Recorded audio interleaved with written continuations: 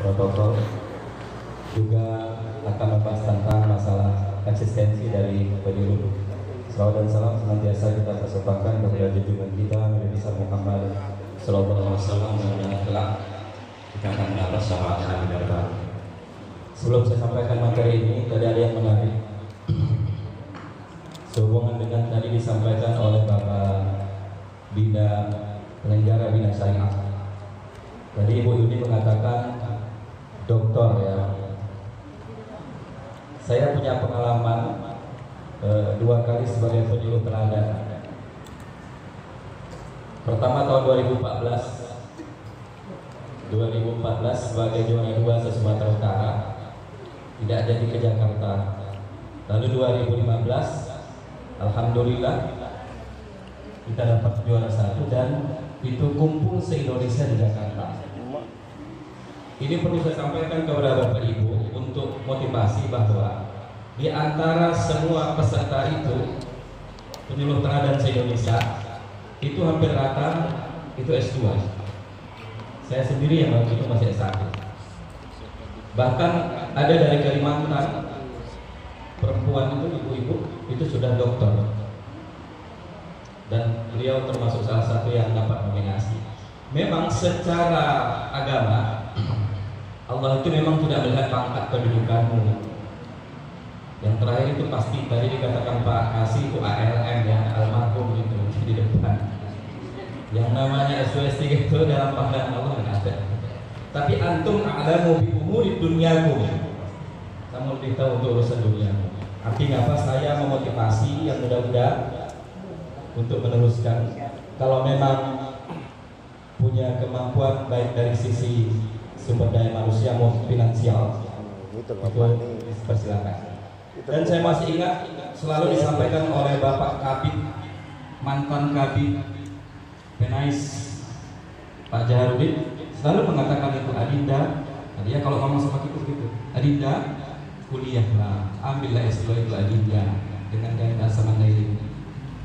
Jadi mudah-mudahan Bapak Ibu termotivasi untuk melanjutkan itu. Bahkan kemarin ketika di Yogyakarta kita ada apa namanya ya, bimbingan konseling pernikahan. Kebetulan saya yang diutus. Ada teman saya dari Pekanbaru, Pak, orangnya pendek, kecil, pintar, itu sudah S2 semua rata-rata mereka yang ada di dalam itu semua S2.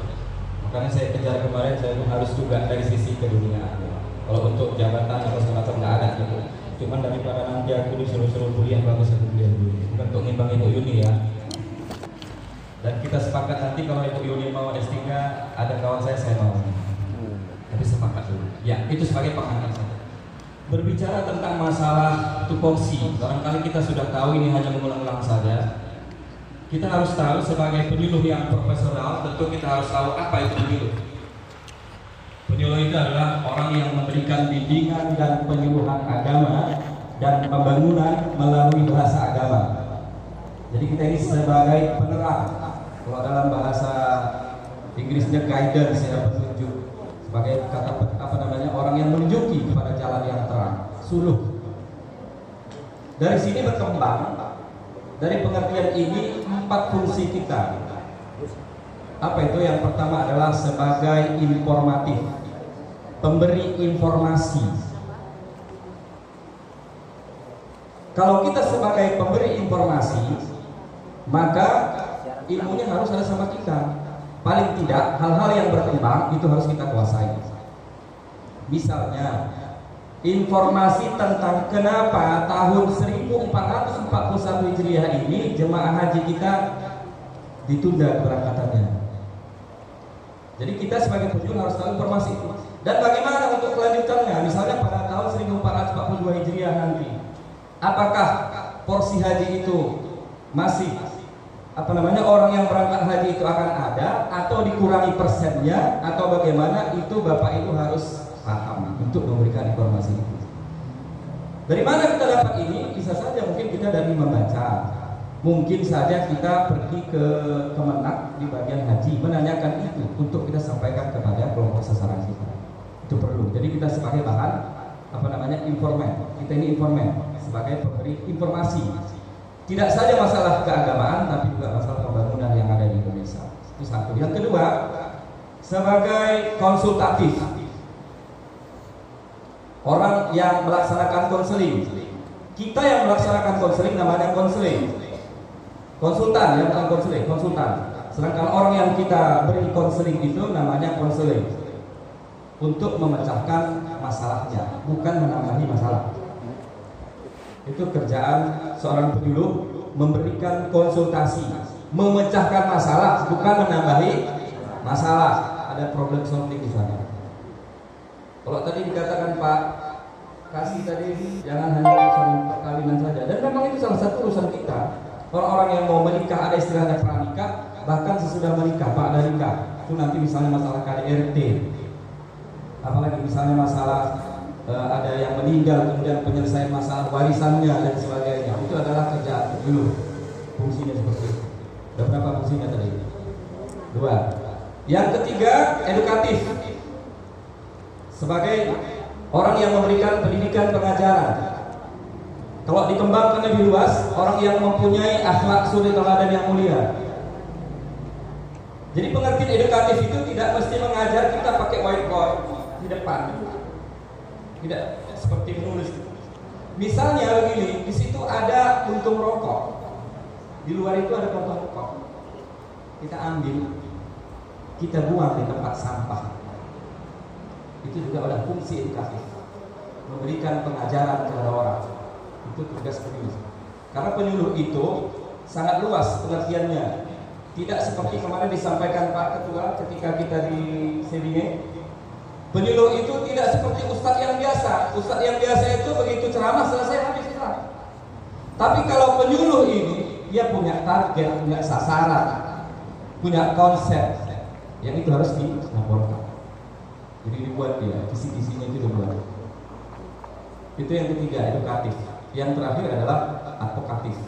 Advokatif itu adalah memberikan perlindungan kepada sasaran kelompok kita.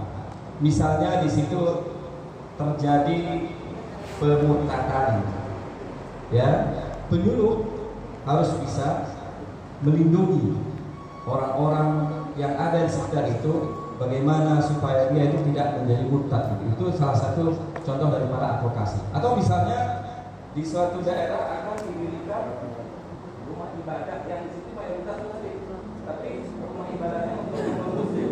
Bagaimana kita berupaya untuk mengadvokasi itu adalah tugas penyuluh. Ya, fungsi daripada penyuluh. Nah, dari pengertian penyuluh ini, kemudian fungsinya yang ada 4 tadi, maka kita harus memiliki tentu wawasan keagamaan yang luas.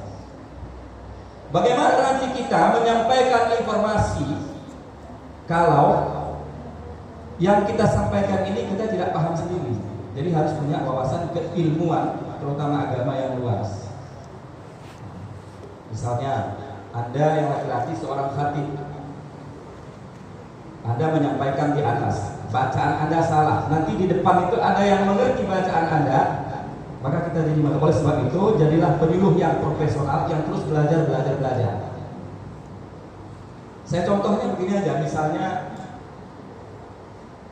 wa ashhadu anna sayyidana, Anda baca wa ashhadu anna sayyidana, beda nggak itu? Wa ashhadu anna sayyidana atau wa ashhadu anna sayyidana, sedikit saja bedanya, itu akan berakibat fatal. Artinya apa? Seorang penyuluh yang betul-betul profesional itu harus banyak belajar lagi. Saya kasih contoh yang tadi itu saya baca, itu di mapnya Pak Amir itu tulisannya isbat. Saya nggak tahu apa maksudnya, tapi yang benar itu setahu saya kalau untuk pengadilan namanya itbat, bukan isbat. Saya nggak tahu itu apa ya. Itu contoh. Jadi jangan salah nanti kita, maka seorang penyuluh itu harus betul-betul punya ilmu yang mumpuni. Minimal dia ya hafal 1 biji 2 hadis. Dan jangan juga salah nanti misalnya membacakan hadis, ternyata itu adalah athar. Dia bilang itu hadis, tapi itu adalah athar sahabat misalnya. Maka kita sangat harus hati-hati. Kemudian apalagi misalnya menyelesaikan problem orang yang KDRT gara-gara misalnya masalah warisan. Paling tidak seorang penyuluh harus tahulah dia untuk membagi barisan-barisan itu. Apalah dia 1/2, 1/3, 1/4, 1/6, 1/8, 2/3 itu. Kalau nggak tahu nanti ada itu aplikasinya ada di Google. Bisa. Tapi harus belajar untuk menyelesaikan itu. Karena kita ini dipandang tahu segalanya, walaupun sebenarnya kita ini juga kan tidak manusia yang sempurna, tapi penyuluh. Hati-hati kita sebagai penyuluh. Karena takut juga, Pak. Jadi pengetahuan keagamaan harus lebih ditingkatkan. Yang kedua, tidak kalah pentingnya juga adalah tentang IT. Teknologi, misalnya sekarang kan zamannya daring ini ya. Saya juga banyak belajar dari ibu-ibu ini, Ibu Darmi, Pak Ketua, Ibu Haja Ningsih. Misalnya masalah apa tuh, Zoom apa namanya? Webinar enggak yang apa aplikasinya besok? Zoom meeting Zoom. Itu juga harus kita pelajari. Seorang penyuluh, tadi kan sudah saya sampaikan bahwa penyuluh itu tidak hanya sekedar memberikan, tapi dia juga harus tahu teknologi. Zoom meeting itu dipelajari. Kalau TikTok boleh dipelajari, tapi jangan dibuat. Nanti TikTok pula joget-joget, kenapa orang terkirim pula baca mana? Pekakan, coba silakan. Ya, membuat misalnya nanti kita ingin memberikan penyuluhan kepada kelompok sasaran yang intelektual, maka Bapak Ibu harus bisa membuat PPT, PowerPoint. Belajar bisa, ada apanya, cara-cara untuk membuatnya itu. Artinya seorang penyuluh itu dituntut untuk profesional, baik dari sisi keagamaan maupun dari sisi IT. Kalau enggak, nanti kita akan ketinggalan. Ibu Yuni ini kalau nggak salah saya kemarin informasinya sudah 30 sertifikat yang webinar. Saya baru 1. Itu kan karena belajar. Jadi nggak berhenti kita belajar, terus kita ikuti perkembangan. Jadi kembali lagi bahwa saya sampaikan penyuluh itu harus tahu tupoksinya, tugasnya sebagai apa, kemudian fungsinya yang 4 ini harus kita kembangkan. Terakhir ingin saya sampaikan sebuah ungkapan yang disampaikan oleh Imam Al-Ghazali. Mohon maaf nih Pak Ghazali, kalau saya salah mohon diuturkan. Sa'ala sabun ala asyikh Al-Imam Al-Ghazali. Seorang pemuda bertanya kepada Syekh Imam Al-Ghazali, bertanya begini, ma hukmuhu man tarikus shalah? Apa hukumnya orang yang meninggalkan sholat? Ini saya membawa Bapak dan Ibu untuk mengalur dulu ya, membayangkan ya. Apa kesimpulan dari pembicaraan saya nanti saya sampaikan. Lalu Imam Al-Ghazali faqala, dia mengatakan, saya khudu apa ya? Saya lupa jadi. Anta khudahu ma'aka ilal masjid. Anta khudahu ma'aka ilal masjid. Lalu dalam kurung di situ ditulis kun da'aya la khawdiya. Artinya apa? Ada orang bertanya, seorang pemuda bertanya kepada Imam Al-Ghazali.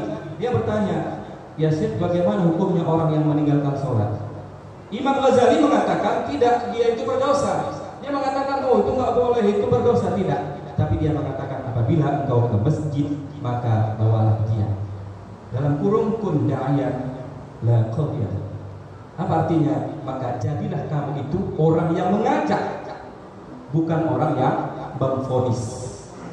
Itu adalah tugas penyuluh. Penyuluh itu apa? Mengajak kan? Da'iyah. Jadi itu adalah untuk penyuluh itu, kata-kata Imam Al-Ghazali. Jadilah kita yang mengajak, bukan memvonis orang. Kalau misalnya ada orang di sana narkoba, kau salah kau narkoba masuk neraka kau nggak sholat masuk neraka kau, nggak begitu. Jadi tugas penyuluh itu apa? Mengajak. Entah sudah rumah dan masjid, misalnya itu salah satu contoh. Jadi tugas kita adalah mengajak. Untuk mengajak orang ini kitanya dulu harus betul-betul menjadi contoh tauladan.